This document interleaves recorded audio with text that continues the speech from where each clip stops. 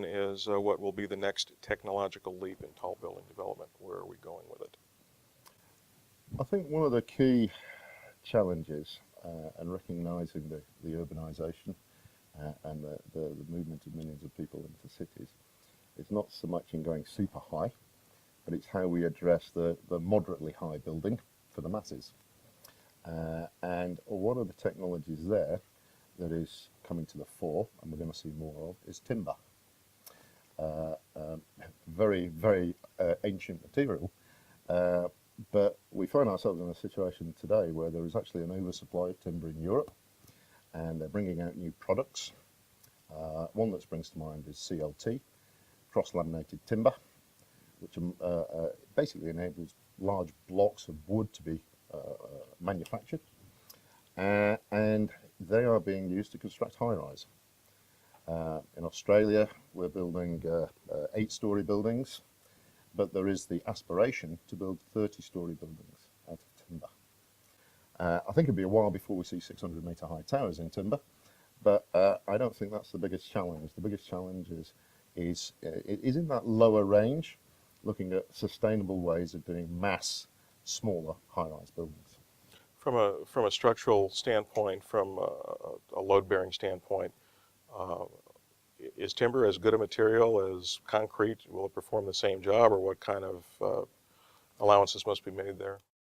If we're developing buildings in seismic parts of the world, and there are a lot of very seismic cities which have got a big demand for high-rise buildings, the fact that it's light is good. And if you looked at doing a building in concrete, maybe precast concrete, because CLT timbers are very, very akin to precast concrete in terms of the size of panels and floor systems and elements that you can construct, you'll probably find that the sizes of elements in timber are pretty similar to what you would get in concrete. And also because it lends itself to a lot of prefabrication. This is not putting something together with joinery on site and nails and good old traditional timber construction. No, this is manufactured timber components which are intended to be assembled very, very efficiently and quickly on site. So it goes very well with this whole initiative towards prefabrication, minimizing effort on site. The comparison between timber and concrete, concrete is very good in compression. Yes. And when it's steel reinforced, it's pretty good on tension. Yeah. How does timber compare in those two? Timber, timber's a bit of a halfway house. It can be, it is particularly good in compression, can be good in flexure. But if you're going to go for super long spans for floors, then you'll probably need to incorporate some steel into it, so it becomes a hybrid. But I think any system that explores the use of a lot of timber is a step in the right direction. You're talking with someone from a city that experienced the Great Chicago Fire in 1871, and for the uninitiated, first question is obviously going to be flammability. It is, and one of the flammability. Basically, it needs to be protected, and being quite honest, it is one of the, we'll put it this way, examples that I've seen of timber buildings that have been built using this new material. Partway through construction, all the walls, all the floors, all the ceilings are in timber, and it all looks very, very timbery. But that is then subsequently covered in fire protection, boarding, cementitious board, and the like. So the opportunity to expose the timber might be limited, but I think the key. So I suppose from a fire protection point of view, it's probably akin to steelwork and the kind of measures you'd have to take if you were doing an all-steel building. So there's really no special allowance in that department? There are. I mean, it's the flame spread of timber which is the issue.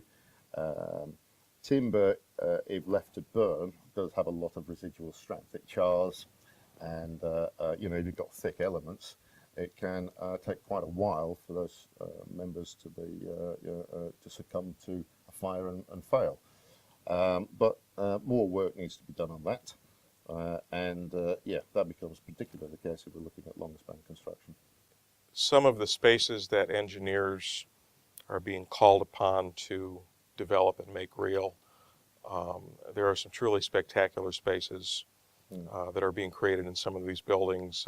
For example, Shanghai Tower and their 14-story atriums.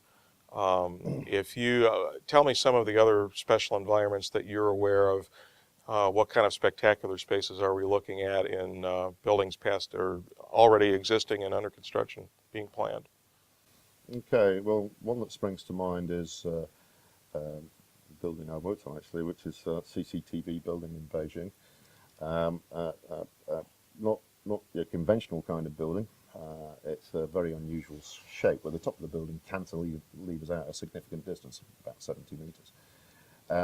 But what's incorporated into that space on the lowest level of this massive overhang are glass lenses in the floor that you can actually stand on.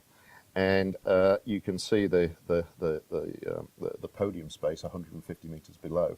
So not so much a space within a building, more the space outside the building, but you get literally a bird's eye view, and it's quite a dramatic effect. So that's one that springs to mind.